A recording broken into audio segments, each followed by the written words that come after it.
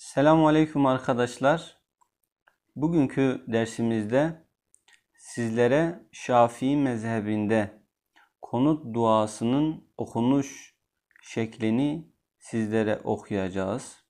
Tabi Şafii mezhebinde konut duası sabah namazının farzının ikinci rekatinde rükudan kalkarken itidal kalktığımız zaman orada Semiallahu limen hamideh dedikten sonra orada konut duası okunur ve Ramazan ayında ilk 15 günü geçtikten sonra 16. günde vitir namazlarında son vitri kıldığımız zaman tekrardan son vitride rükudan itidale kalktığımız zaman Semiallahu limen hamideh dedikten sonra konut duasını okuruz.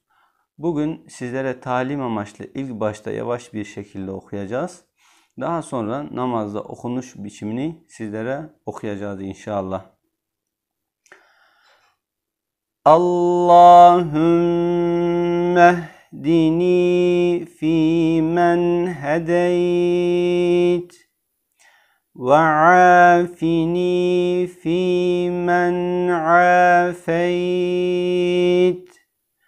وتولني فيمن توليت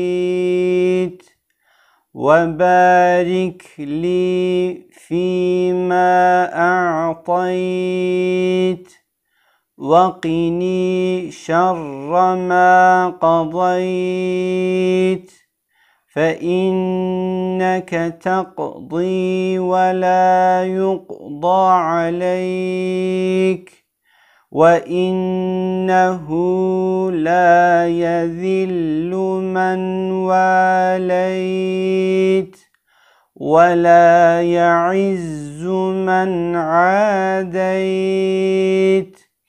تَبَارَكْتَ رَبَّنَا وَتَعَالَيْتَ فَلَكَ الْحَمْدُ عَلَى مَا قَضَيْتَ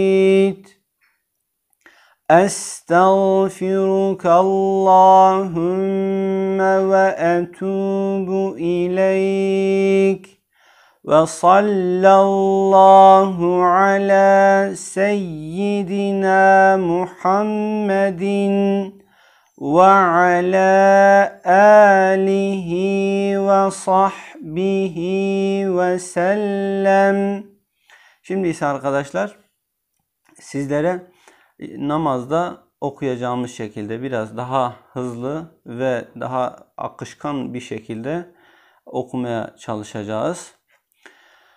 Allahümme hdini fîmen hedeyt ve afini fîmen afeyt ve tevelleni fîmen tevelleyt ve barik li fîmâ a'tayt وَقِنِي شَرَّ مَا قَضَيْتَ فَإِنَّكَ تَقْضِي وَلَا يُقْضَى عَلَيْكَ وَإِنَّهُ لَا يَذِلُّ مَنْ وَالَيْتَ وَلَا يَعِزُّ مَنْ عَادَيْتَ تَبَارَكْتَ رَبَّنَا وَتَعَالَيْتَ فَلَكَ الْحَمْدُ عَلَى مَا قَضَيْتَ أستغفرك اللهم وأتوب إليك وصلى الله على سيدنا محمد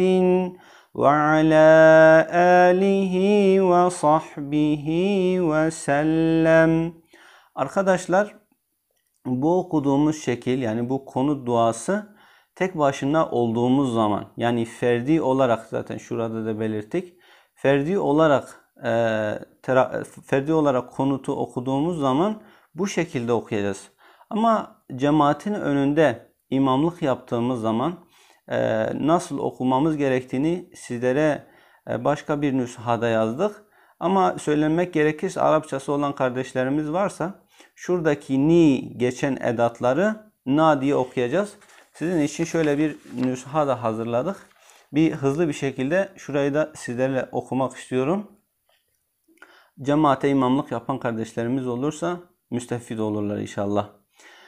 Allahümme ehdina fîmen hedeyt ve afina fîmen afeyt ve tevellena fîmen tevelleyt ve barik lena fîmâ a'tayt ve qina şerre mâ qadayt fe inneke teqdî ve lâ yuqda aleyk وَإِنَّهُ لَا يَذِلُّ مَنْ وَالَيْتَ وَلَا يَعِزُّ مَنْ عَادَيْتَ تَبَارَكْتَ رَبَّنَا وَتَعَالَيْتَ فَلَكَ الْحَمْدُ عَلَى مَا قَضَيْتَ نَسْتَغْفِرُكَ اللَّهُمَّ وَنَتُوبُ إِلَيْكَ وصلى الله على سيدنا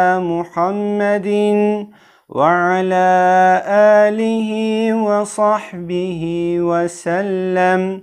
Arkadaşlar zaten okuduğum zaman da fark edeceksiniz. Metnin hepsi aynı.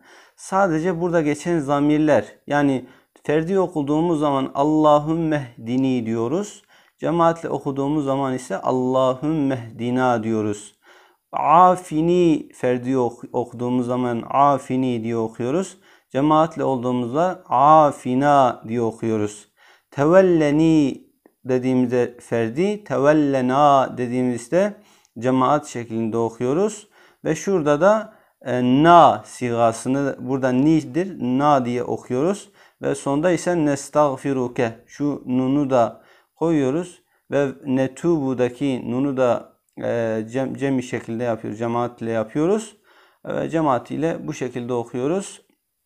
Takıldığınız yerler olursa, sorularınız olursa yorum kısmından bizlere iletebilirsiniz. Allah'a emanet olun.